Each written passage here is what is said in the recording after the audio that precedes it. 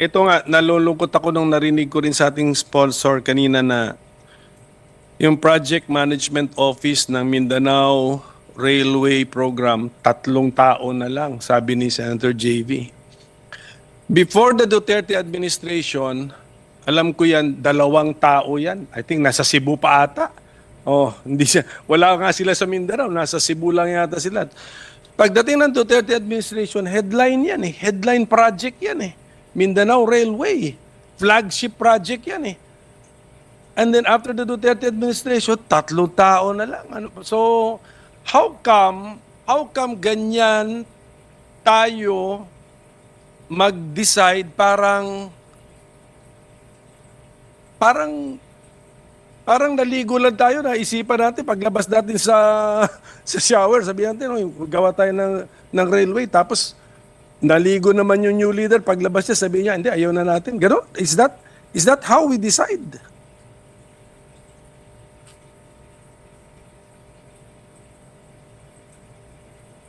Tama po ba yung facts ko? Teka, si Secretary naman, you have people there with institutional memory. Tama ba yung facts ko? Yung Project Management Office ng Mindanao Railway, before Duterte administration, 2 tao. Tama? Ngayon, 3 tao. Facts yan. In between, during the Duterte administration, lumaki yan. Of course, dahil naging flagship project yan eh. And then it's that easily abandoned. Your Honor, Mr. President, because you are correct, no, that during the Duterte administration, it was, tama kayo na-announce na talaga Mindanao Railway Project will be a flagship project, no? O yung, ano nga ba yun? Yung flagship project nila ng Duterte administration, yung kanyang infrastructure. Bagong Tudigos naman. That's the phase. Yes. First phase, Your Honor, Mr. President. Before the Duterte administration, yung Project Management Office sa 2 tao, ano yun, iligan to Cagayan de Oro yun. Ang focus nun. Oh. Yes, Your Honor. Unfortunately, when at the onset of the new administration, we withdrew the loan application because hindi po nagkasundo with the Exim Bank ba, no? DOF and China Exim Bank had a disagreement. So we withdrew the loan application. So probably one of the reasons that the DBM did not put funding anymore kasi nga po hindi na po siya ongoing. But ang sa DOTR naman po kasi there's a policy difference sa kanila po kasi they would want to continue funding it because yung mga prerequisites po that were discussed earlier, no? Yung pong land acquisition, utilities, relocation has to continue. So that because for example, the Mindanao Railway project is a NEDA approved project, this will happen later on. But we're hoping that the DOTR is hoping that the Mindanao Railway project will still be funded para po yung mga prerequisites will be taken care of so that when the project commences in the future, at least po hindi na maulit yung mga same mistakes that we are encountering now with the NSCR and the Metro Manila Subway project. Okay, so the Mindanao Railway project is still part of the rail transport program. And yes, Your Honor. And then when you planned your budget, what is the amount that you gave to the project? So Mindanao Railway project under a program siya. So magkano po? Your Honor, Mr. President, the DOTR is requesting 5.4 billion, Your Honor.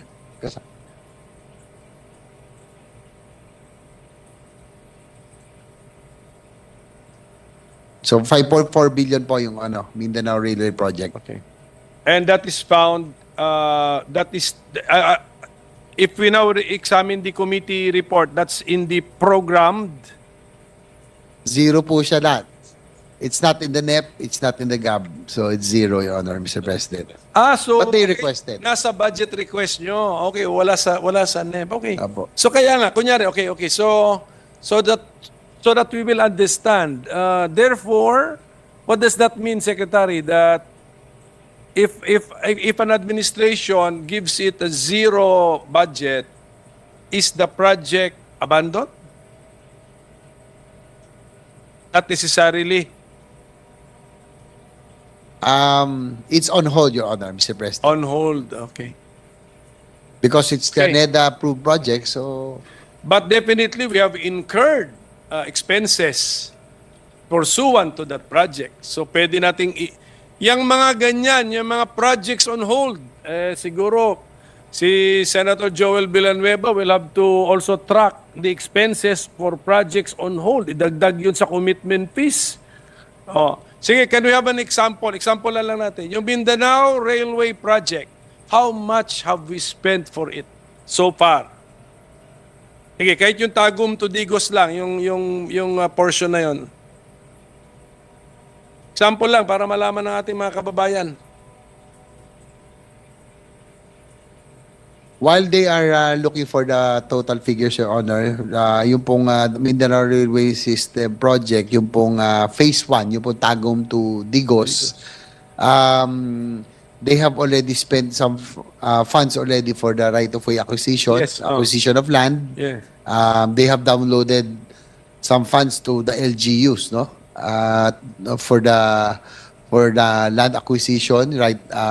Also yung relocation, among others, no? So ang problema ho ngayon because of sa 2024, Yes, hindi na ho nilagyan, tatlo na lang po yung pong personnel in Mindanao Railway, yung monitoring will be a challenge. Your Honor. That's why, in-example lang po natin now, how wasteful we are with our money. But this is yung hindi naman ito inumpisahan sa time ni Secretary, but pinapakita lang po natin yung sistema natin sa gobyerno kasi pera naman ng taong bayan yan eh. So, ilan po yon? Magkano po yon? Sample lang, example. Applyan natin.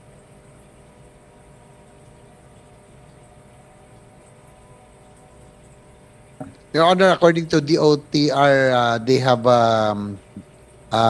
spent about 5.5 billion, no, downloaded to LGUs for land acquisition for Yes. the right of way of tag. Ito yung first phase pa lang. Yes, yes. Tagum to Digos yun. Tama naman yun. Tama naman. Mabuti nga you're being very open and transparent about it. Siyempre, 5.5 billion pesos na for a project na tawagin na lang natin, let's use your technical terminology, on hold.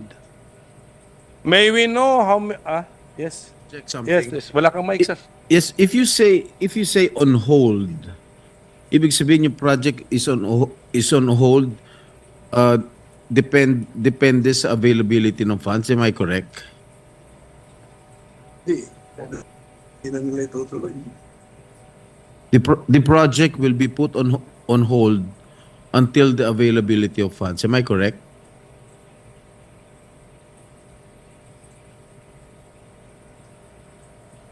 That is correct, Mr. President, that according to DOTR, additional preparatory works, no, prior to the loan agreement, if ever it pushes through, are not being done because of the lack of funding. In this case, for 2025, Your Honor, Mr. President, yung kanila pong 5.4 billion, yung sa NEP po is zero. So talagang on hold po ito. So paano yun kung wala nang mga funds na darating? So anong magiging nung structure na yun? Magiging white elephant? Kung wala na halimbawa ng pondo dumating, what will happen to the structure that has been started?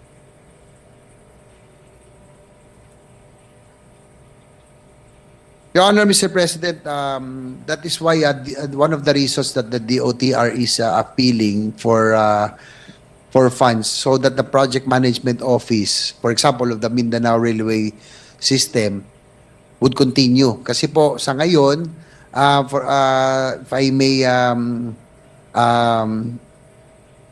give you the figures, yung pong 2021 right of way ang na-release po for Mindanao Railway is 325.7 million. For anong 2020, 545.6 million that will be used to acquire land that will be used for the right of way of the Mindanao Railway. Ito po yung Tagum to Digos. So may I know what projects are still on hold, Yan. if I may? How many projects are still on hold?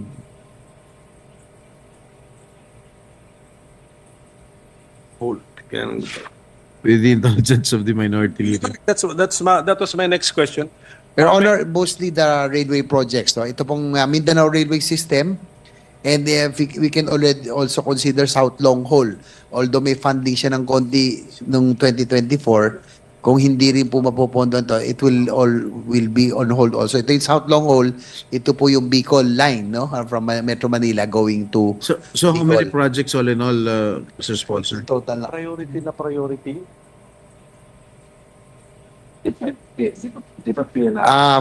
Apat po, Your Honor, Mr. President. Sa tatlong railway, Mindanao Railway, South Long Haul, ito po yung Bicol, and MRT4, ito po yung MRT going to Rizal, no? Ito po yung papuntan Rizal, Taytay Rizal, and isama na rin po yung New Dumaguete Airport Project, no? Which received zero Are allocation. these foreign funded projects? Yes, Your Honor, Mr. President. So kung hindi nagbigay, ang hinihintay natin pondo galing sa labas, so the project will not push through. Your Honor, Mr. President, ito po yung magiging consequences, no? If actual requirements will not be given to these aforementioned projects, no? Delay on project preparation, such as procurement of ito pong yung right of way, yung pong land acquisition, yung pong relocation, yung pong pag-ano sa contractor, no? Yung engagement of the contractor, and start of construction itself. So all of this will experience delays, Your Honor, Mr. President. Thank you, Mr. Sponsor. Minority Leader. Thank you, Mr. President. Yun yung next question ko, mabuti. At saka thank you for being really, anong tawag mo doon, upfront with us, DOTR. At least apat. We can say that not less than 4 major projects infra projects are on hold. Okay. Sige. Yes, that's Okay correct. po. 3 railway and 1 airport, Your Honor. Isa light railway, yung MRT. MRT4, yung po metro, going to Rizal. Rizal line po ito. Rizal line. Which is unfortunate kasi to quote the President, I think President Marcos announced a railway renaissance. Tama ba, Secretary? Do you confirm that? Did he say that? Minapa-double check ko that. Did he say it? Yes, Your Honor. That's correct. There will be a railway renaissance. That's Sabi po correct. ng boss nyo, sir, principal ninyo. Oh. And then 3 railway projects are on hold. So how do we reconcile words with reality?